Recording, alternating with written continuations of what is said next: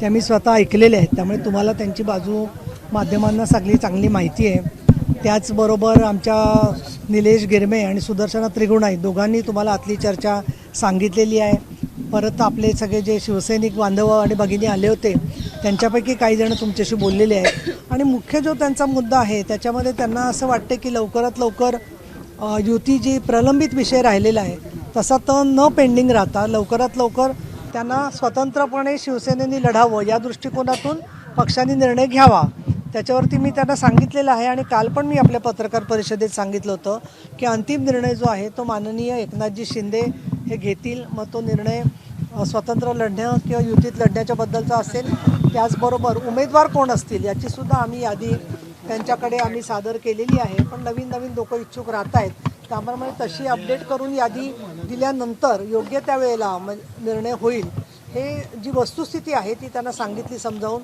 त्यांचे दोन म्हणणी होती, त्याच्यात काही त्यांचे आक्षेप होते शहर प्रमुखांबद्दल, दुसरं त्यांचं म्हणणं होतं काय चाललं आहे आम्हाला कळत नाही आहे। माझ्या असंही लक्षात आलं की त्यांना माहिती जी आहे ती चुकीच्या पद्धतीने त्यांच्यापर्यंत पोचते, तर त्यांच्याबद्दल चांगल्या पद्धतीने समाधान झालं। आणि जात असताना त्यांना उलट मी सांगितलेलं आहे की आपल्याला पक्षाचा वरून जसा आदेश येईल की स्वतंत्रपणे लढण्याचा आदेश आला तर आपण तशा प्रकारे प्रत्येक वॉर्डात तयारी करण्यामध्ये तुम्ही सहभागी असणार आहात। त्याच्यामुळे हे काय एक व्यक्ती कोणी ठरवणार नाही आहे, अंतिम निर्णय माननीय शिंदेसाहेब ठरवणार आहेत आणि शहराच्या शिफारसीनुसार ठरवणार आहेत असं त्यांना सांगितल्यानंतर मला असं वाटतं की त्यांनी ते ऐकलं आहे, त्यांच्या मनावर काय परिणाम झाला आहे। पण ते अतिशय प्रेमाने आणखीन चांगल्या प्रकारच्या वातावरणात गेलेले आहेत आणि ते नेहमीच माझ्या घरी येतात, निदर्शनं न करता तसेही भेटतात। एक त्यांची रुखरुख आहे की काही वॉर्डांमध्ये कायम भारतीय जनता पक्षालाच जागा मिळालेल्या आहेत, तिथे आम्हाला शिवसेनेचं काय। तर तिथे आपल्याला कल्पना आहे की ठाणं आहे, मुंबई आहे, सांगली आहे, नाशिक आहे, अशा ठिकाणी जिथे विद्यमान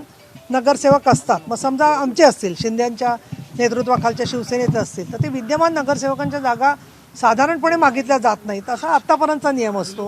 परंतु ती भावना कळण्याच्या एवढं त्यांच्या भावना खूप तीव्र होत्या, पण हसत खेळत पण थोडीशी रागवून पण थोडी प्रेमाने अशी व्यवस्थित चर्चा झाली आणि माननीय बाळासाहेब ठाकरे यांच्या आदेशाला स्मरून आपण चांगल्या प्रकारे शिवसेनेच्या संदर्भामध्ये मार्ग काढायचा या संदर्भामध्ये त्यांनी भूमिका सांगितली। मी त्यांना हे पण विचारलं, कारण मी एका वृत्तवाहिनीवर पाहिलं होतं की माझा राजीनामा दिला, मी कसला राजीनामा द्यावा असं तुम्हाला वाटतं, त्याच्यावर त्यांनी सांगितलं आम्ही राजीनाम्याची मागणी वगैरे केली नाही आहे। म्हणजे ठीक आहे, काय हरकत नाही। तर त्याच्यामुळे शहराध्यक्षांच्या बद्दलच्या भावना त्यांनी माध्यमातून पोचवलेल्या आहेत, त्यांनी स्वतः ते भेटलेले आहेत माननीय शिंदेसाहेबांना, निवडणुकीच्या आधी त्यांना बदला अशी त्यांनी अपेक्षा व्यक्त केली। तर मी त्यांना सांगितलं की बाबा ते शेवटी अंतिम निर्णय पक्षश्रेष्ठींचा असतो, पण साधारणपणे कुणालाही निवडणुकीच्या काळामध्ये अशा प्रकारचे निर्णय घेतले जात नाहीत, ते तुम्ही समजून घ्या। काही नवीन आलेल्या लोकांबद्दल त्यांना शंका होती, तिथे मात्र मी स्पष्ट सांगितलं की पक्षश्रेष्ठींचा आदेश हा अंतिम असतो, त्यामुळे हिंदू हृदय सम्राट बाळासाहेब ठाकरेंनी घेतलेले आदेश असतील किंवा इतर पक्षश्रेष्ठींनी घेतलेले निर्णय असतील त्याच्यामध्ये गेल्या 25 वर्षात ना मी कधी बदल केलेला आहे ना माझं मत मांडलेलं आहे। ते म्हणतील त्याला हो म्हणणं हे शिवसैनिक म्हणून माझं कर्तव्य आहे आणि त्याच्याबद्दल त्यांच्या मनात चांगली भावना होती। जागा मिळत नाही, आता मला काय वाटतं आपली काल बरीच प्रश्नोत्तरं झालेली आहेत, आतमध्ये काय चर्चा झाली याची माहिती तुमच्या मार्फत तुम्ही महाराष्ट्राला पोहोचवताय, कारण खूप प्रत्येक जिल्ह्यातून फोन येत आहेत, काही निदर्शनं चालली आहेत, आम्ही येऊ का तिकडे तुमच्या मदतीला वगैरे। म्हटलं नको, आमचे सगळे आहेत पदाधिकारी कार्यकर्ते आणि ते आमचेच शिवसैनिक आहेत सगळेजण, त्यांच्या मनातली जी आतुरता आहे अस्वस्थता आहे ती आज महाराष्ट्राच्या सगळ्या राजकारणामध्ये आहे, अस्वस्थता प्रत्येक पक्षामध्ये। असं नाही आहे की जो कोणी चांगल्या पद्धतीने काम करतोय त्याची अपेक्षा आहे किंवा आम्हाला संधी मिळावी आणि या दृष्टिकोनातून त्यांना न्याय देण्याचं काम मला जेवढं शक्य होईल तेवढं करून अंतिम निर्णय शिंदेसाहेब घेतील। रवींद्र धंगेकर काही पदाधिकारी एकनाथ शिंदेंना भेटायला गेलेले आहेत, no comment on my side. आता नाराजी तर सगळ्या पक्षात आहे, पण आरोप खूप गंभीर होता की कमर्शियल पद्धतीने तिकीट वाटतं। मी त्यांना तेही विचारलं, मी त्यांना म्हटलं की तुमच्याकडे काय त्याचे पुरावे असतील, तर त्यांनी सांगितलं की ते तिकडेच सगळा निधी आला, या दृष्टीने आम्ही कमर्शियल असं बोललो।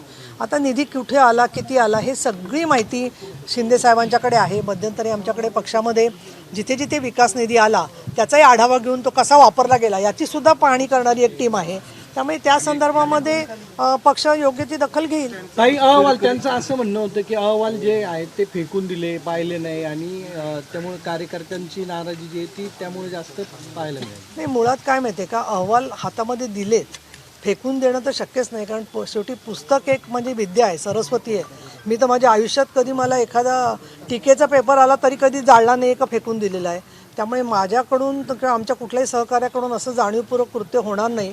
ते सगळे अहवाल आम्ही आमच्या कार्यालयातले जे आहेत व्यक्ती काम करणारे सचिव त्यांच्याकडे सगळे ते अहवाल व्यवस्थित दिलेले आहेत. उलट यादी करून ठेवायला सांगितलेले आहेत. आणि एक सांगायला हरकत नाही की जे नेहमी काम करतात ना त्यांचे अहवाल दर 15 दिवसांनी मिळत असतात. त्यामुळे असं नाही आहे की त्यांच्या अहवालाकडे कोणी दुर्लक्ष केलेलं आहे. कधीपर्यंत चर्चा होईल आणि कधीपर्यंत हा विषय संपेल?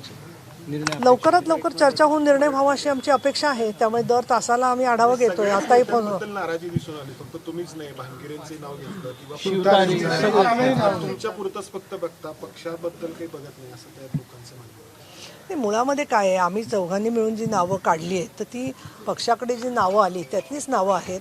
दुसरं माझ्यावरती नाराजी जास्त असेल एखाद्याच, कारण माझ्यावर खूप प्रेम आहे. कारण मी प्रत्येक ठिकाणी त्यांच्या मदतीला धावून जाते आणि ते माझ्या मदतीला धावून येतात. म्हणतात त्यांच्या अपेक्षा असणं स्वाभाविक आहे. आणि दुसरं पक्ष म्हणून विचार केला म्हणूनच शेवटी पक्षाचेच लोक आहेत ना, जे लोक आहेत ते पक्षाचेच आहेत ज्यांची नावं आली आहेत. आणि दुसरं महत्त्वाचं म्हणजे उद्या दुर्दैवानी समजा असं झालं की आपल्याला युती होतच नाही आहे तर अशा वेळेला सुद्धा लढताना मी त्यांना सांगितलं सगळ्यांना की काही ठिकाणी 2 इच्छुक आहेत, 3 इच्छुक आहेत, तिथेही पक्षाचा निर्णय ऐकायलाच लागेल ना. तिथे असं निदर्शनं करून आलेत आणि बोललेत आणि लगेच ती तिकीटं घेतली असं होऊ शकत नाही आहे. ते समजू शकतात. नाराजी कुणाबद्दलही नाही, नाराजी कुणाबद्दल नाही. माझी विनंती आहे, माझी जोपर्यंत चर्चा होत नाही तोपर्यंत मला काहीच सांगता येणार नाही. माझी भेट झाली. असे काँग्रेस खूप मोठा पक्ष आहे. शाहू फुले आंबेडकरांचा हा पक्ष, विचारधारेचा हा पक्ष आहे. या ठिकाणी गांधी नेहरूंचा विचार स्वीकारायला मला नक्की आवडेल.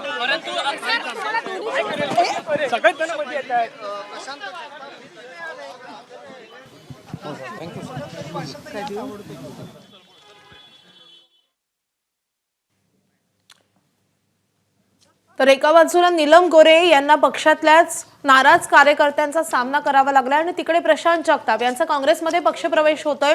प्रशांत जगताप यांचा पक्षप्रवेश टिळक भवनमध्ये होतोय आणि अगदी काही मिनिटातच हा पक्षप्रवेश पार पडणार आहे. मात्र पुण्यामध्ये शिवसेनेचे कार्यकर्ते चांगले संतप्त झालेले आहेत. पक्षामध्ये जागा वाटप नीट होत नाही आणि त्यावरून त्यांनी नाराजी व्यक्त केली. आणि नीलम गोरे, एबीपी माझा, उघडा डोळे बघा नीट.